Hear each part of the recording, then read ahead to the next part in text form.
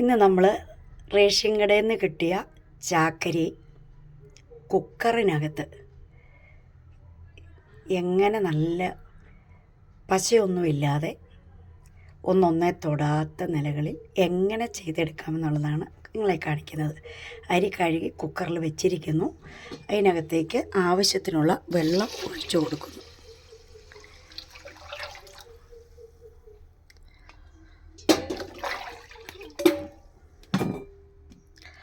ആവശ്യത്തിനുള്ള ഉപ്പും കൂടെ നമ്മൾ ഇട്ട് കൊടുക്കുക. ഉപ്പ് അപ്പോൾ ഉപ്പിട്ട് വേണം നമ്മൾ ഇത് റെഡിയാക്കി എടുക്കാൻ. പിന്നെ നമുക്ക് ഉപ്പിടണ്ട ചോറിന്. അപ്പോൾ ഇത് വിസിലടിപ്പിക്കണ്ട. വിസിലടിക്കുന്നതിന് തൊട്ട് മുൻപ് നമ്മളിത് നിർത്തണം.